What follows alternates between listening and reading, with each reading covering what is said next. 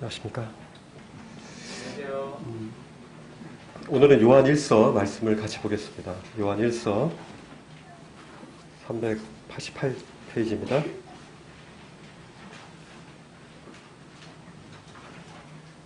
음, 10절까지 읽을 텐데요. 요한 1서 1장입니다. 1장이 10절까지 있으니까 같이 이렇게 교독해서 있는데요. 1장 1절 읽으면 그 다음에 2절 읽으시면 되겠습니다. 1절부터 읽겠습니다. 요한일서 1장 1절 말씀. 태초부터 있는 생명의 말씀에 관하여는 우리가 들은 바요, 눈으로 본 바요, 자세히 보고 우리의 손으로 만진 바라. 이 생명이 나타난 사람입니다. 이 영원한 생명을 우리가 보고 구원하여 우리에게 전하노니 이는 아버지와 함께 계시다가 우리에게 나타나신 바 우리가 보고 들은 바를 너희에게도 전함은 너희로 우리와 사귐이 있게 하려 함이니 우리의 사귐은 아버지와 그의 아들 예수 그리스도와 더불어 누림이라.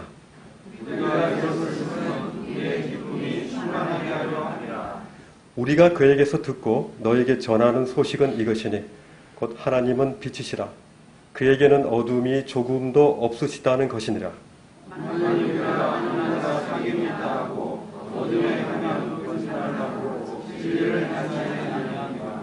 그가 빛 가운데 계신 것 같이 우리도 빛 가운데 행하면 우리가 서로 사귐이 있고 그 아들 예수의 피가 우리를 모든 죄에서 깨끗하게 하실 것이요.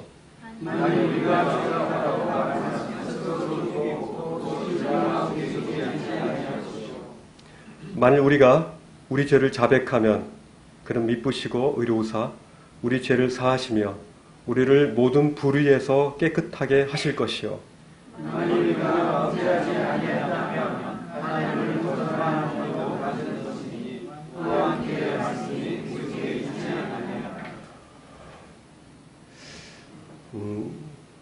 요즘 세대는 참 이렇게 편리한 세대입니다.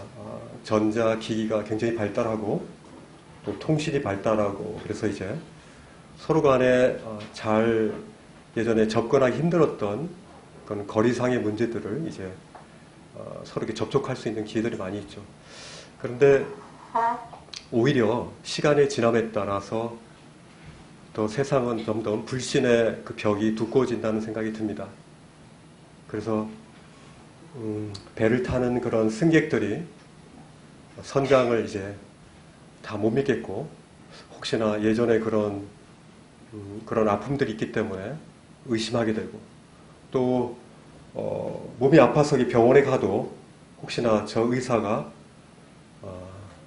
혹시나 실수하지 않을까 하면서 병원까지도 이제 불신하는 그런 분들이 많이 있으십니다. 그리고 심지어 또 자녀들도 그 부모에게 대해서 불신하며 이제 반항을 많이 하는 그런 부분들이 많이 나타나고 부부간에도요 점점 더 결혼을 안 하는 그런 부분도 많고 또 결혼하고도 이혼율이 점점 높아지는 그런 경향이 있습니다. 점점 불신의 벽의 두께가 점점 두꺼워지고 있습니다. 교회는 어떻습니까? 교회 가운데서 아마도 우리는 가장 많은 기대를 할 겁니다. 왜냐하면 그리스도 안에서 주님은 완전하시고 주님은 거룩하시고 그렇기 때문에 완전하고 거룩하게 만드신 이 몸된 지체 가운데에서 우리 주님의 그 놀라운 진리 가운데 있는 저희들이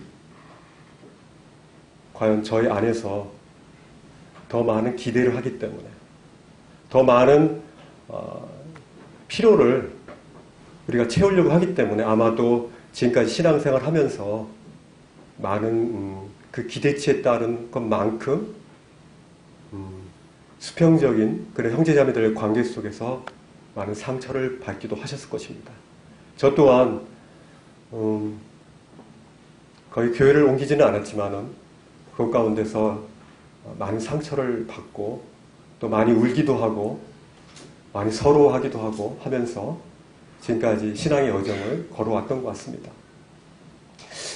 오늘 그 말씀을 쭉 읽다 보면은 가장 많은 단어들이 이렇게 나오는 것이 있더라고요. 그래서 사실 제가 제일 못하는 영역이기도 합니다. 이 말씀을 과연 전해야 될까 고민이 굉장히 많았습니다. 왜냐하면 자신이 없었기 때문에, 제가 잘 못하는 영역이기 때문에. 오늘 요한일서 1장에서 가장 많이 나온 단어가 무엇인 줄 아십니까? 사귐입니다. 사귐. 사귐이라는 것은 이제 두 사람 이상이, 한 사람과 한 사람이 이제 어떤 공통된 그런 목표, 그런 방향을 가지고 함께 하는 것이죠. 어떻게 보면 연합과 거의 비슷하기도 합니다. 그래서 이 사귐에 대한 부분들을 과연 교회 가운데서 우리가 덜 상처받기 위해서, 덜 부딪히기 위해서 우리가 주님을 바라본다 그러지 않습니까? 근데 과연 이런 수직적인 주님을 바라본다는 그 말 속에, 주님만을 바라본다는 그 말 속에 혹시나 형제 자매들과의 수평적인 그런 관계를 조금 덜 중요하게 여긴다거나, 그것을 이제 가볍게 여긴다면은 그것은 균형적인 사귐이 아니라고 생각이 되어집니다. 우린 주님을 바라볼 말미암아 정말 수직적이면서도, 그러나 수평적으로 주님의 사랑이 실천할 수 있고, 또 그들에게 주고받을 수 있는 이 수평의 관계 속에서 어떨 때는 아프기도 하고, 그리고 고통을 받지만은, 그러나 이 여정 가운데 여전히 형제자매들과의 그 사귐을 포기하지 않고 계속적으로 해야 된다는 사실입니다. 제가 못하는 영역이기 때문에 정리하면서 저는 하겠습니다. 괜찮겠죠? 요한일서의 그 말씀에 보면은, 이 요한일서를 읽으면 계속 많이 읽었는데, 읽으면 읽을수록 좀 다른 서신서와 좀 다른 게, 서신서는 보통 누가 누구에게 보낸다는 그런 말들이 있는데, 이 요한 서신서는 좀 다른 서신서가 많이 다릅니다. 그래서 저자의 이름도 본문에 나와 있지 않고요, 또 정확하게 어느 지역으로 보냈다라는 얘기도 없습니다. 그러나 이제 요한복음 1장에 나오듯이 태초에 말씀이 계시느라 하면서 이 태초의 말씀에 대한 부분들을 요한은 계속 언급하고 있고요. 역사적으로 학자들이 이 사도 요한에 의해서 쓰여졌다고 하는데, 저도 그 부분에 대한 이견이 별로 없습니다. 보통 서신서들은 앞에 인사들이 있잖아요.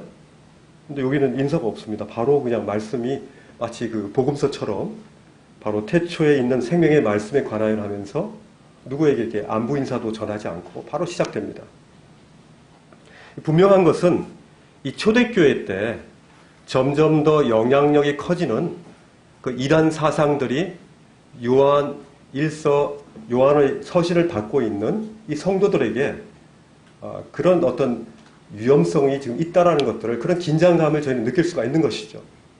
지금 이제 아무를 어떤 겨를도 없이 바로 하나님의 말씀에 대하여, 또 우리의 사귐에 대해서, 우리 그리스도가 어떤 분이라는 것들을 바로 이렇게 직접적으로 얘기하는 그런 부분들이 복음서와 굉장히 유사하고요. 이 저자인 요한은 이제 요한복음과 요한서신, 요한 1서, 2서, 3서, 그 다음에 요한계시록을 쓴 이 저자이기도 합니다. 이 당시에 이들을 이 초대교회에 가장 큰 영향력을 줬던 것은 바로 이게 영지주의죠. 영지주의는 뭡니까? 이제 영과 정신은 이제 아주 거룩하지만 우리 물질과 우리 육체는 더럽다는 거죠. 그래서 이것에서 가장 문제가 되는 게 뭐냐면은, 예수 그리스도가 이제 이 땅 가운데 육체로 오셨잖아요. 그런데 하나님이신 그 그리스도가 이 천한 육체 가운데 담길 수 없다는 그런 이 교리가 되는 거죠. 그래서 이제 그노시스, 그 당시에 히랍 철학 가운데에서 이제 육체는 더럽고 정신은, 그리고 영은 이제 깨끗하다. 이렇게 이원론으로 나눈 이 부분이 예수 그리스도가 이 땅 가운데 직접 오신 것들을 이제 거부하게 되는 거죠. 그런 말미암아 많은 사람들이 예수 그리스도가 실제로 이 땅 가운데 오신 것이 아니라 마치 지금 홀로그램처럼 예수라는 그런 청년 가운데 마치 실제로 임한 것이 아니라 홀로그램처럼 어떤 가상적으로 그에게 임했고 그가 십자가에 못 박힐 때 이제 그 홀로그램처럼 그가 떠났다. 그런 식의 어떤 실제로 하나님이신 그분이 실제로 말씀으로 임했고 성령으로 잉태되어진 사실들을 다 거부해버리는 가장 중요한 이 교리들을 거부해버리는 그런 현상이 이제 생겨버린 거죠. 그래서 이제 굉장히 심각한 초대교회 때 이제 거짓 교사들이 이런 일들을 지금 하고 있었다는 겁니다. 이 요한 1서에서 나타난 이런 일들이 있을 때 이 초대교회 때 어떤 일이 있었습니까? 이 예수와 바로 그리스도를 분리시키는 거죠. 그런 말미암아 주님의 이 땅 가운데 육체로 임하신 성육신을 이제 부정하게 되는 그런 현상이 생기는데 이들의 현상이 뭐냐면은 바로 자기들만 거룩하다는 거예요. 다른 그 교리를 받은 사람들은 다른 사람들을 천히 여기고 자기들만이 어떤 인텔리전트한 지식을 가진 존재로 알고 다른 사람을 판단하는 거예요. 이게 바로 영지주의 영향을 받은 사람들의 모습인 겁니다. 그리고 이들의 모습은 뭐냐면 되게 교만한 상태에서 또 말은 그렇게 하지만은 실제로 형제 사랑에 대해서 손 하나 까딱 안 하는 거죠. 말만 하는 거죠. 왜냐하면 그것이 중요하기 때문에. 이렇게 그리스의 그런 그노시스, 지식, 인텔리전트한 그런 것들만 중시 여기는 그런 사람들의 그런 모습들이 온통 지식에만 빠져 있고 실제적으로 형제 사랑에 대한 부분들은 중요시 여기지 않는 거죠. 우리도 혹시나 그런 모습들이 드러난다면은 영주체의 영향을 안 받았다고 할 수는 없겠죠. 바로 말씀은 굉장히 균형 있는 것입니다. 하나님을 향한 우리의 사귐, 하나님과의 우리의 연합, 이걸 통해서 우리는 바로 어떻게 그것이 나타납니까? 어떻게 표현됩니까? 어떻게 디스플레이 됩니까? 그것은 바로 옆에 있는 형제 자매에게 우리의 사귐의 그런 깊이가 바로 우리에게 그렇게 표현된다는 거죠. 그래서 하나님을 바라본다는 이 부분에 있어서 바로 형제 자매들도 바라봐야 되는 것입니다. 그것이 바로 요한일서가 얘기한 형제 사랑에 대한 전체적인 맵이 될 수 있겠죠. 우리 그 1장 1절을 이제 보시면요. 어쨌든 이 사귐에 대한 부분을 제가 쭉 보면서 사귐이란 과연 뭘까? 우리가 이렇게 결혼 전에 데이트를 하면서 사귀죠. 서로를 이렇게 관찰하고 과연 계속 살만한 그런 남자인가 여자인가 이렇게 관찰하죠. 그러다가 도저히 뭐 감당치 못할 그런 부분이 생겼다는 아닌 거죠, 그죠? 그렇지만 이제 저 같은 경우는 처음 만남부터 그냥 아싸리 결혼으로 전제하는데 그러기 전에 이제 만나는 거는 좀 쉽진 않죠. 어쨌든 이 사귐은 바로 그리스도 안에서의 사귐은 한 형제가 만났을 때 이 세상적인 사귐과 다른 것은 뭐냐면은 그 사귐의 그 중간에 바로 예수 그리스도가 있다는 것이죠. 이 사귐과 사귐 속에 하나님의 태초부터 있는 생명의 말씀이 그곳을 이렇게 통과해야 된다는 것이죠. 그래서 저희의 사귐이 세상의 사귐과 차별화된 것이다 라고 말할 수 있으려면은 그것 가운데 바로 우리 사귐 속에 하나님 말씀이 지나가야 되는 거죠. 하나님의 말씀이 그 안에서 있는 상태에서 우리가 사귐을 가진다는 거죠. 이것이 우리의 사귐의 가장 중요한 핵심 포인트라는 생각이 좀 들더라고요. 어쨌든 1장 1절에 보시면요. 우리의 사귐이 1절하고 2절을 보면은 우리의 사귐이 생명의 말씀이 증거되는 그런 사귐이어야 된다라고 성경은 말씀하고 있습니다. 이 태초부터 있는 생명의 말씀에 관하여 우리가 듣고 눈으로 보고 자세히 보고 우리의 손으로 만져봐야 된다고 그러지 않습니까? 요한복음 1장에도 태초에 말씀이 계시니라고 그랬지 않습니까? 그죠? 태초에 있는 말씀이 누구시죠? 예수 그리스도시죠. 예수 그리스도가 바로 태초부터 있었던 그 말씀입니다. 이 말씀이 어떻게 되셨죠? 이 땅 가운데 육신으로 오셨죠. 벌써 이 영지주의가 자들이 제기하는 그런 얄팍한 그런 교리적인 부분에 대해서 넘어가는 그런 연약한 성도들을 향해서 안타까운 심정으로 요한은 이 부분에 대해서 바로 이제 직접적으로 말하고 있는 것입니다. 태초부터 계신 생명의 말씀, 예수 그리스도를 소개하고 있는 것입니다. 바로 하나님과의 사귐을 위해서 바로 예수 그리스도께서 가교가 되셨고 형제 자매들과의 그런 사귐을 위해서도 이 예수 그리스도가 우리의 다리가 되어 주셔야 된다는 것이죠. 재밌는 것은요, 굉장히 오감을 이용하신 이 말씀을 하고 있습니다. 우리가 어떻게 했어요? 먼저 듣고 하나님의 말씀을 먼저 듣죠. 믿음은 들음에서 나죠. 그 다음 어떻게 봅니까? 봤습니다. 근데 여기 보면 굉장히 친근감이 있는 표현이 있습니다. 바로 뭡니까? 만진 바 되었다는 거예요. 만진 바 되. 예수님 만진 분 계세요?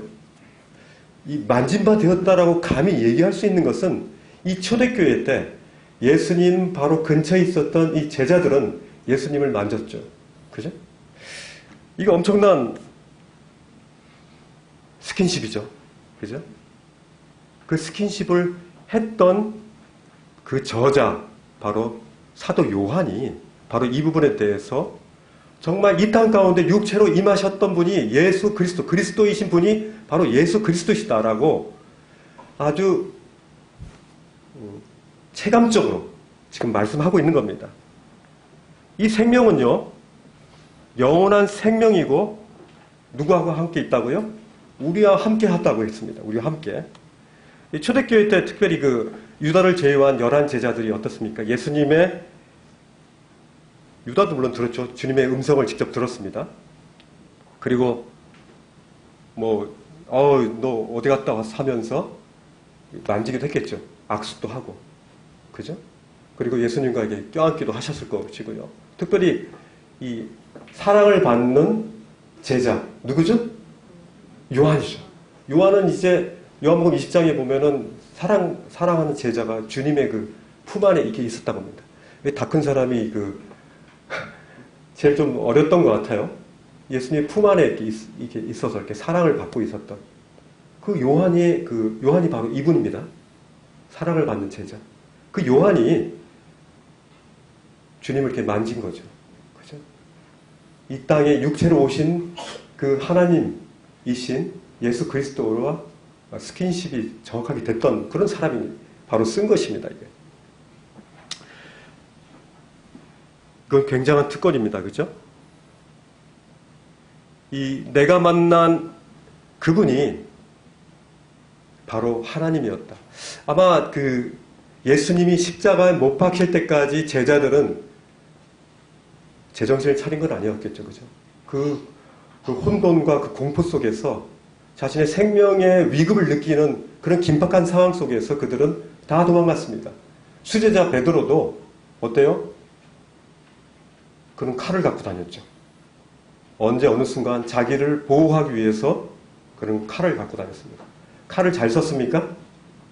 잘 못 썼죠. 그가 예수님을 잡아가려고 하는 그 말고를 이렇게 찌르려고 했을 때, 그가 휘둘렀을 때 어디를 잘랐어요? 귀를 잘랐습니다. 그가 귀를 자르려고 일부러 그렇게 휘둘렀을까요? 어쨌든 그는 예수님도 믿는 동시에 자기 자신을 보호하기 위해서 칼을 밀었던 거죠. 그만큼 예수의 수제자 베드로만큼 다른 제자들도 자신의 보호 본능을 위해서 다른 수단들을 강구했을 것입니다. 그래서 다 도망갔어요. 다 도망갔습니다. 그러한 상태에서 베드로뿐만 아니라 다른 도망갔던 그 제자들도 예수 그리스도가 그 십자가에 못 박힌 그것을 보았을 때 과연 어떻게 느꼈을까요? 우리가 우리 삶 속에서 주님을 부인할 때가 있잖아요. 주님, 이때는 잠깐 눈 감아주세요. 이때는 잠깐 눈 감아주세요. 그리고 눈 뜨세요. 그럴 때 있잖아요. 그죠? 그럴 때 제 마음 가운데 저희 안에 있는 성령님께서 그 부끄러움을 그냥 놔두시지는 않으시더라고요. 밤에 자꾸 나타나기도 하고요. 막 꿈속에 나타나기도 하고요. 결국은 우리가 하나님과의 사귐뿐만 아니라 이 사람들과의 관계 속에서 그런 일이 생길 때 성령님께서는 주님을 부인하는 그런 부분에 대한 것 못지않게 형제자매들에 대해서 그런 연약한 그 실수를 저지르고 한 부분에 대해서도 그냥 세월이 지나면 잊혀지겠지. 이렇게 뭐 가요처럼 잊어지는 것은 아닌 것 같아요. 그래서 항상 주님 앞에 예배 드릴 때 그걸 먼저 재판장으로 가지 말고 그것들 먼저 주님 앞에 내려놓고 또 그 형제에게 가서 그것들을 해결하라는 말씀들이 성경의 그 원리 아닙니까? 어쨌든 이런 생명의 말씀으로 하나님과의 관계 그리고 성도들과의 관계가 이루어져야만 바로 우리는 정상적인 사귐을 가질 수 있다고 말씀할 수 있는 거죠. 여기 보면은 재밌는 것은 이게 자신이 혼자가 아니라 우리라는 표현이 자주 나옵니다. 그죠? 우리가 들은 바요. 또 우리의 손으로 만진 바라 하면서 요한이 자기 혼자뿐만 아니라 자신과 자신의 가까이 있던 그런 사람들이 동일하게 예수 그리스도를 보고 듣고 만진 바 되었다는 사실들을 증언하고 있습니다. 요한복음 20장 27절에 보면은 예수님이 도마에게요 이런 얘기를 해요. 내 손가락 이리 내밀어서 내 손을 내 옆구리에 집어넣어봐. 이렇게 얘기합니다. 그리고 네가 믿음 없는 자가 되지 말고 믿는 자가 되라. 예수님은 직접 그 손가락을 직접 옆구리에 집어넣어서 내 믿음을 분명하게 하라고 말씀하는 거예요. 그죠? 그걸 보지 않고도 예수님의 말로만 해서도 믿으면 좋겠지만 도마의 연약한 믿음을 받으시는 거예요. 그리고 그 손가락을 직접 한번 집어넣어봐. 그렇게 말씀하는 겁니다. 그래서 내 믿음 없는 자가 되지 말고 분명한 믿음을 가져라 라고 도마에게 분명히 말씀하고 있죠. 우리 주님의 부활의 그 사건을 직접 이제 보고 손으로 만진 바 되었다는 겁니다. 주님의 육체적인 부활은 의심할 바 없다는 것들을 계속적으로 사도 요한은 말씀하고 있습니다. 초대교회 당시에 가짜로 나타난 그게 아까 제가 홀로그램 얘기했던 게 가룟론인데 이 그리스도가 가짜로 나타났다는 거죠. 가룟론이라고 그러는데 그게 이제 이 당시에는 이제 그 영주주의가 아직 완성 단계가 아닌 이제 막 생겨날 당시였는데 2세기 정도에 이제 그것이 완성이 되거든요. 그것이 막 번져나갑니다. 그래서 굉장히 고상한 것 같지만 실제로 그리스도의 성육신을 부인하는 이런 부분들이 지금도 신학교에 여전히 영향을 미치고 있고요. 그 중에서 부분적으로 어떤 지적인 그런 그리스도를 지적으로 막 알고 그 다음에 실제로 예수라는 그런 존재를 믿지 않는 그런 사람들이 신학교도 있습니다.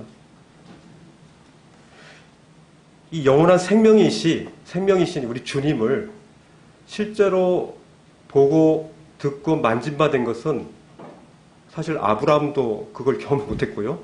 다윗도 경험 못했어요. 모세도 경험 못했고 이 제자들이 그걸 경험한 겁니다. 저희는 어떻습니까? 저희는 저희 육체로 만진받는 것은 안 되죠. 그러나 듣고 하나님의 말씀을 또 보고, 그리고 우리의 영혼으로 주님의 그 말씀을 만지받는다라고 표현해도 저는 괜찮을 것 같다고 생각이 듭니다. 바로 그것이 예수님이 이 땅 가운데 오셨다는 그것이 기초가 되어서 우리의 사귐이 시작된다는 말씀을 지금 드리는 겁니다. 3절에 보면요, 성도의 사귐이 하나님과 먼저 더불어 누림이 있을 때 바로 우리의 누림에 의미가 있다는 것이죠. 그죠? 이 사도 요한은 형제 자매들과의 사귐이 그냥 세상적 사귐이 아니라는 것입니다. 왜냐하면 우리가 증인으로서 예수 그리스도를 직접 만나보지 못한 성도들이 이 하나님과 교제하는 성도들이 이 세상 사람들하고 많이 다른 거 아닙니까? 우리는 예수 그리스도가 부활하셨다는 사실들을 믿고 그것들을 실제로 여기는 사람들 아닙니까? 그렇기 때문에 예수 그리스도와 그 중간에 계심으로 말미암아 우리의 사귐은 그것이 바로 접착제가 되어서 우리의 사귐이 지속될 수 있다는 겁니다. 이 사귐이라는 단어가요, 원어에는 여러분도 잘 아시다시피 코이노니아입니다. 코이노니아. 이거는 하나님을 향한 형제 자매들과의 교통, 교제를 의미하거든요. 이 하나님과의 사귐을 갖는다. 이거 굉장히 놀라운 겁니다. 우리 계속적으로 그 연합에 대한 부분을 얘기하는데요. 연합이라는 것은 어떻게 보면은 굉장히 법적이고 신분적인 그런 부분이고 하면은 이 사귐은 이게 교제적인 측면, 계속적으로 진행해야 되는. 그래서 아내와 제가 결혼이라는 그런 연합을 했습니다. 근데 이 교제를 위한 어떤 대화를 하지 않고 말도 하지 않고 무시하고 그런 교제가 없다면은 그건 굉장히 어려운 연합이 될 것입니다. 계속적으로 이 그리스도와 이 성도들과의 이 교통, 소통, 이 교제가 계속적으로 지속돼야 되는 것이 바로 이 사귐이 중요한 부분인 겁니다. 그래서 연합에 어떻게 보면은 연합의 실천적인 그런 부분들이 바로 이 코이노니아, 이 사귐이 될 수 있겠습니다. 저희 앞에 종종 일요일 날 보면은 막 사람들이 모여 있어요. 지난주도 막 모여 있어가지고 가봤더니 한 번도 못 본 그런 사람이 그냥 시꺼먼 안경 쓰고 근데 사람 막 소리 지르더라. 막 소리 지르더라. 왜 이렇게 소리 지릅니까? 그리고 왜 이렇게 좋아합니까? 왜 이렇게 좋아해요? 자기 아이돌이죠, 그죠? 자기가 그들을 통해서 대리로 이제 어떤 즐거움을 지금 느끼려고 하는 거죠. 근데 그렇게 해봤자 그 유명한 사람하고 자기하고 사귐을 가질 수 있습니까? 그 정도는 힘들겠죠? 그죠? 그 정도 인맥 가지고는 그런 그 연극 배우나 영화 배우하고 사귄다는 것은 상당히 힘든 일이에요. 그죠? 근데요, 우리가 주님과 성도들과의 이 사귐도 굉장히 경이로운 겁니다. 그죠? 우리가 그 젊은 사람들이 좀 아줌마들도 막 있던데 보니까 아줌마들도 막 이렇게 막 소리 지르더라고요. 왜 왔는지 모르겠는데 하여튼 막 그래요.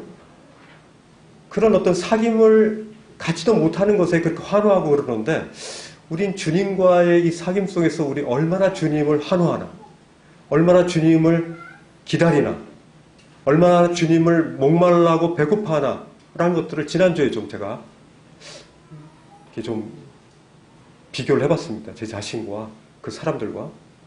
그런 부분에 대해서 곧 시들어버릴 그런 젊은 날의 환상을 위해서도 그렇게 시간을 투자하고 뭐 이렇게 만들어가 또 주기도 하고 그러는데 옆에 한번 보십시오.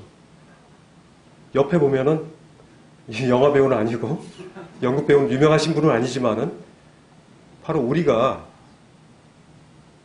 바로 사귀어야 될 사귐을 가질 수 있는 놀라운 기쁨, 영광이 바로 형제 자매들이라는 거죠. 데살로니가 전서 한번 볼까요? 데살로니가 전서 그 말씀이 있죠. 데살로니가 전서 2장인가요? 3장인가요? 2장. 2장 19절 한번 보실래요? 2장 19절, 20절 같이 한번 읽어보겠습니다. 자, 시작. 우리의 소망이나 기쁨이나 자랑의 면류관이 무엇이냐? 그가 강림하실 때 우리 주 예수 앞에서 너희가 아니냐? 너희는 우리의 영광이요 기쁨이니라. 그 배우들이 우리의 영광이 아니라요. 바로 옆에 계신 형제 자매님이 우리의 영광이라는 겁니다. 그리고 기쁨이라는 거예요. 사도 바울은 우리의 소망이, 우리의 기쁨이, 우리의 자랑의 면류관이 무엇이냐라고 질문합니다. 우리의 소망, 우리의 기쁨, 우리의 자랑의 면류관, 그 상이 무엇이냐? 바로 그가 예수님께서 그 강림하실 때에 바로 예수 그리스도 앞에서 바로 너희가 아니냐? 예수 그리스도 앞에서 바로 너희라는 거예요.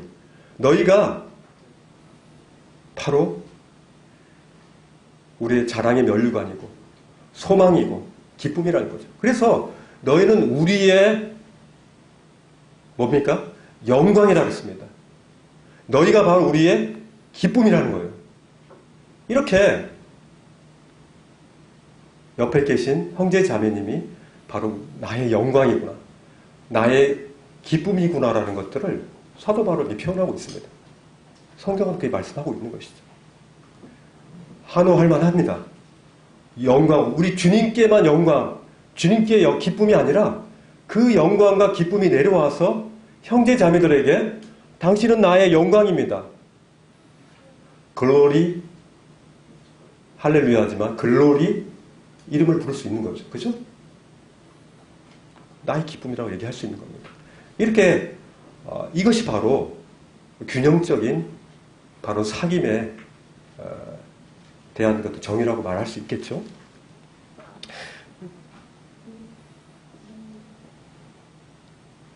농담을 아주 잘하는 한 형제가 있었어요.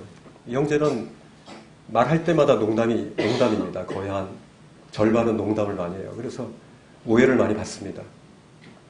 근데 그에 만만치 않게 또 농담을 잘하는 또 한 형제가 있죠. 항상 비슷한 사람끼리 만나면 어떻게 되죠?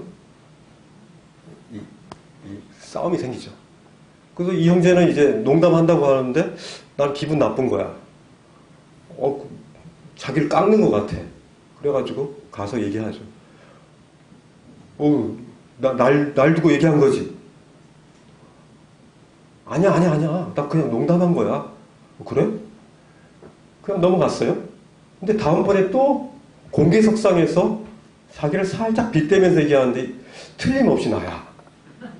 틀림없이 나를 빗대서 농담한 거야. 그런데 살살 깎는데 아주 미칠 것 같아. 뭐라고 탁 그러기도 자기라고 그러지도 않고 살짝 빗대서 살살 돌리면서 나임이 틀림없는데 이상하게 그러는 거야. 그래서 더 이상 참지를 못해가지고 가가지고 얘기를 하죠. 날 두고 얘기한 거지. 까불려 너? 막 하면서 막말하면서 막 형제들끼리 막 싸우는 거죠. 그죠? 너만 그래? 나도 그렇잖아. 나한테 농담 많이 하면서 나 깎았잖아 하면서 막 부딪히는 거죠. 근데 이것이 너무 막 심각해가지고 한 형제가 너무 괴로워서 하나님께 기도했죠. 기도하면서 생각났던 말씀이 악을 악으로 갚지 말고 악을 선으로 갚아라. 그 말씀이 있잖아요. 그 말씀이 생각나가지고 어떻게 하면 이게 선으로 갚지? 그렇게 말씀을 찾다가 그 로마서 12장 20절의 말씀을 찾았어요. 거기 어떤 말씀이냐면 내 원수가 줄이거든 먹이고 목마르거든 마시오라. 여기까지 좋죠? 무조건 먹이라는 거예요. 그러면 어떤 현상이 생기냐면은 하나님께서 뜨거운 숯불을 그 머리에다 이렇게 얹는다는 거예요. 야, 이거 좋은 방법이다. 먹이면 하나님께서 뜨거운 숯불을 그 머리에다 자글자글 끓여가지고 미쳐 죽겠지, 그냥. 고소해. 이걸 생각해가지고 이걸 행동합니다. 되게 단순하죠? 좋습니다. 어쨌든 말씀을 그대로 실천하는 거니까. 이렇게 좋은 방법이 있다니 성경에. 이건 할 수 있지. 그래가지고 주머니 털털 털어가지고 그를 뷔페에 데려갑니다. 맛있는 걸 배불리 먹입니다. 말씀처럼 먹이고 그리고 마시고 이렇게 하니까 했어요. 근데도 마음 가운데 이게 막 참이 없는 거예요. 숯불을 얹은다 그랬는데 이상하게 별로 뭐 얹는 것 같지도 않고 하나님께서 마음 가운데 계속 괴로운 거예요. 그래서 막 밤에 이렇게 막 기도를 하는데 도저히 못 참겠어요. 그 형제가 용서가 안 되고 막 너무 힘들어. 그래가지고 주님이 또 한 가지 뭐냐면 이 로마서 12장 18절에 보니까 할 수 있거든 너희로서는 모든 사람으로 더불어 화평하라는 말씀을 받은 거예요. 그래가지고 화평하라. 화평하기 위해서는 선물이 최고지. 그래가지고 그 친구가 아침에 잘 못 일어나. 그래가지고 돈을 다 털어가지고 캐종시계를 큰 시끄러운 아주 따다다닥 하는 거 있잖아요. 그걸 사가지고 이제 아침에 그냥 시끄럽게 해줘야지 해가지고 그걸 캐종시계를 하나 사줬어요. 그런데 희한한 현상이 생겼어요. 뷔페 가서 먹이고 또 뭐 선물도 그렇게 사주고 막 그렇다 보니까 이상하게 그 형제가 불쌍하게 보이는 거예요. 막 애처로워요. 그 형제가 그렇게 막 자기를 하는데 그 형제의 그 연약함과 불쌍함이 확 드러나가 긍휼이 느껴지는 거예요. 아, 이것이 하나님이 이런 사귐 가운데서 일어나는 그런 문제들을 해결하는 방법이구나 라는 것들을 알게 된 거죠. 이 로마서 12장에 보면요. 5절에 보면 이와 같이 우리 많은 사람이 그리스도 안에서 한 몸이 되어 서로 지체가 되었다. 이렇게 말씀하고 있거든요. 그러면서 이제 로마서 12장 18절에 이제 할 수 있거든. 너희로서는 모든 사람으로 더불어 평화하라. 모든 사람으로. 여기 보면은 말씀도 할 수 있거든이라고 되어 있어요. 그죠? 안 되는 사람이 있죠. 그죠? 할 수 있거든. 모든 사람으로 더불어 평화하라. 이렇게 됐습니다. 그죠? 자신의 이 영역 안에 있는 가족들과 형제 자매들과 이런 모든 직장 이런 동료들 가운데 할 수 있거든. 그 안에 있는 모든 사람으로 더불어 평화하라. 화평하라. 이렇게 말씀하고 있죠. 사귐이 깨져버린 적 많이 있으시죠? 이 사귐이 깨질 때 1등 공신이 뭔지 아십니까? 사귐이 깨지는 원인이 있습니다. 성경이 잘 나와 있어요. 그거는 제가 말씀을 준비하면서 탁 떠올랐던 게, 내 경우가 말씀이구나. 어떤 이렇게 말씀이 이렇게 맞는지. 으뜸되기를 좋아할 때 사귐이 깨진다라고 성경은 말씀하고 있습니다. 요한 3서에 보시면요. 요한 3서 1장 9절에 보면 으뜸되기를 좋아했던 그 사람이 있어요. 이름이 디오드레베. 아주 계속적으로 이 이름이 으뜸되기를 좋아했던 사람이라고 이제 모든 사람들에게 알려져 있죠.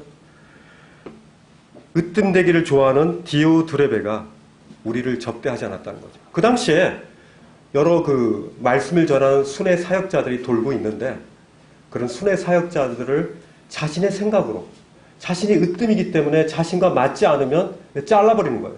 그리고 또 그를 영접하는 사람도 오히려 그에게 그러지 말라고 막 하기도 하고 그러면서 막 금하는 이런 아주 악행을 저지름의 가장 시초가 뭐냐면 으뜸되기를 좋아했다는 것입니다.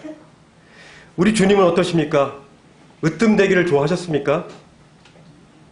이 땅 가운데 가장 냄새나는 그런 천한 마국간에서부터 시작해서 그런 나무 냄새나는 목수의 아들로 30살까지 사셨다가 피비린내 나는 갈보리 십자가에서 처절하게 그런 돌아가셨습니다.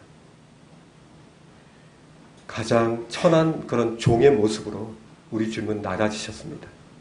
그런데 으뜸되기를 좋아하는 이 인간의 욕구는 바로 세상 권세를 쥐고 있는 이 사탄 마귀가 굉장히 우리로 하여금 이 관계를 깨트리게 하는 그 사망의 구렁텅이로 빠뜨리게 하는 굉장히 좋게 하는 좋은 그런 도구로 으뜸되기를 좋아하는 마음을 주는 거예요. 그래서 내가 관계가 깨진다 그러면 내가 그 형제보다 내가 좀 더 낫다라고 생각하는구나. 내가 그 형제보다 더 으뜸이 되려고 했구나. 그를 나보다 더 낮게 여겨야 되는데 나보다 더 높은 형제로 여겨야 되는데 나보다 낮은 형제로 보기 때문에 내가 더 으뜸이 되려고 하기 때문에 이런 사귐이 깨지는구나. 이런 부분도 고려하셔야 된다는 겁니다. 물론 진리의 관계 속에서 그가 거짓말하고 하나님 말씀에 위배된 그런 상태에서 이 말씀을 적용할 것은 아니겠죠. 어쨌든 마태복음 20장 20절에 이 부분이 아주 공통적으로 이 부분 나오면은 이 말씀을 많이 피죠. 이 요한 1서 서신을 쓴 야고보 어머니인 살로메가 저지른 이 아들이 으뜸되기를 원하는 그런 마음으로 가지고 했던 그 강남 대치동 어머니의 그런 모습들이 여기 나타났습니다. 야고보와 요한의 어머니 이 살로메는 그 아버지는 이름이 세베대죠. 마태복음 20장 20절에 보면은 세베대 아들의 어미, 그죠? 살로메죠. 그 아들들 데리고 쫄래쫄래 예수님한테 갔어요. 그리고 예수님한테 절을 하고 무엇을 구했습니까?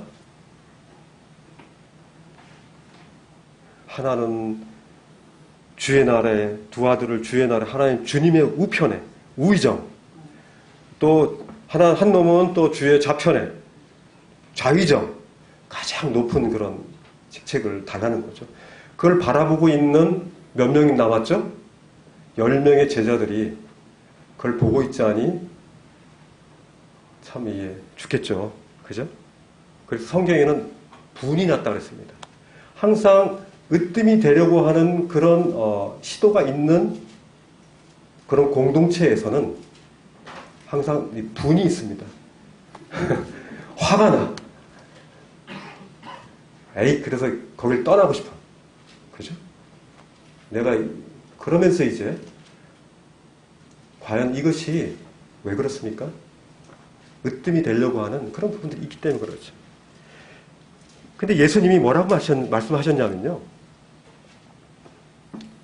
이 세상은 25절에 보면은 세상은 그런 고관들, 높은 지위에 있는 그런 사람들이 권세를 부리고 낮은 사람들에게 갑질한다 그러죠.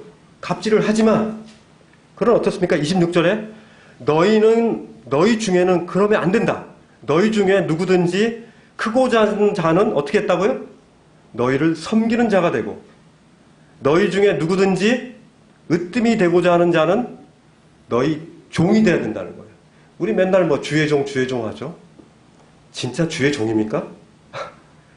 진짜 주의 종은 종인 겁니다. 자신의 것들을 챙기면 종이 아니죠. 주인이 왔는데 어디 자기를 챙깁니까? 주인이 누굽니까? 바로 주님이고 다른 형제자매죠. 그죠? 왜 자기 난 종이라고 하면서. 근데 종이 어떻습니까? 주인을 막 부려. 이렇게 해주십시오. 이렇게 안 해? 갑질하는 거죠. 이런 부분에서의 부분이 저 자신도 으뜸이 되려고 하는 이런 세상적 욕구가 우리 가운데 있었고 진행하고 앞으로 있을 거지만은 이런 부분에 대한 인식 자체를 하고 우리 주님이 말씀하신 이 말씀을 기억해야 된다는 것입니다. 주님은 자기 목숨을 어떤 세상의 종도 주인을 위해서 죽는 종은 없습니다. 거기에 대한 대가를 받는 거죠. 그리고 내가 그 대가를 받음으로 내가 먹고 사는 것 때문에 종이 있는 거죠. 근데요, 이 종은 다른 이들을 위해서 죽은 거예요. 우리 주님이 하신 이 종의 이 모습은 우리가 도저히 따라할 수 없습니다. 사실. 우리가 우리의 신분에 걸맞게 우리가 그런 성품으로 닮아갈 뿐이지 했죠. 죽을 때까지 옆에 있는 그 형제를 위해서 나 형제를 위해서 죽을게. 이거 도저히 안 됩니다. 우리 주님만이 하실 수 있어요. 우리는 한계성 있는 섬김, 한계 있는 종입니다. 제한적인 종이라는 거죠. 그러나 포기하는 것이 아니라 점점 더 우리의 말과 행동과 삶의 태도와 그런 모든 것들이 하나하나씩 주님의 그 섬김의 종의 형체를 점점 닮아가는 거죠. 주님의 그 생명은, 예수 그리스도의 생명은 바로 종의 형체를 가지고 이 세상에 그런 더럽고 냄새나고 그런 곳에 자신의 복음의 빛을 비추고 자신을 희생시키는 그런 부분으로 주님은 말씀하고 있는 것이죠. 5장 7, 시간이 많이 됐네요. 이제 여기까지 말씀을 해야 되겠습니다. 어쨌든 이 주님이 우리 가운데 우리의 사귐은 생명 대신 예수 그리스도가 우리의 사귐의 중간에 있어야 된다는 겁니다. 우리 성도들 간의 사귐은 예수 그리스도가 그 안에서 나타나야 된다는 겁니다. 예수 그리스도의 그 향기가 서로에게 교제할 때 나타나야 됩니다. 그렇지 않으면 우리의 사귐은 너무 제한적이고 곧 지루해질 것입니다. 우리 안에 계신 그리스도의 그 향기를 서로 이야기해야 돼요. 예수 그리스도께서 우리 가운데 행하신 그 일들을 서로 간증해야 되고요. 그리고 그의 그 연약함이 오히려 내가 섬길 수 있는 그런 목적이 되어야 된다는 것입니다. 바로 생명의 말씀이 증언되는 사귐. 그리고 하나님과 더불어서 하나님으로 말미암아 누려지는 그 누림의 기쁨으로 형제 자매들과 함께 사귀어야 된다는 것입니다. 아까 데살로니가전서 말씀이 생각나서 아까 2장 19절, 20절 찾아봤죠? 너희가 바로 우리의 소망이고 형제 자매가 바로 나의 기쁨이고 나의 자랑의 면류관이다. 우리 주님이 이때 이제 강림하셨을 때 우리가 다 주님 앞에, 예수 그리스도 앞에 다 모여 있을 것입니다. 그러면서 이 사람이 나의 영광이에요. 이 나의 기쁨이었어요 라고 우리 주님 앞에서 그렇게 얘기할 것입니다. 우리의 영광이 누굽니까? 바로 형제자매입니다. 우리의 기쁨이 누굽니까? 형제자매입니다. 물론 주님이 우리의 영광이고 우리의 기쁨이시지만은 바로 데살로니가전서 2장 19절, 20절에 말씀하신 것처럼 바로 성도들도 동일하게 나의 영광, 우리의 기쁨이라는 것들을 잊지 않으셨으면 좋겠습니다. 이것이 바로 균형 있는 주님 안에서의 이 연합과 사귐의 비밀이라 할 수 있을까요? 기도하겠습니다. 하나님 감사합니다. 우리의 사귐이 우리 주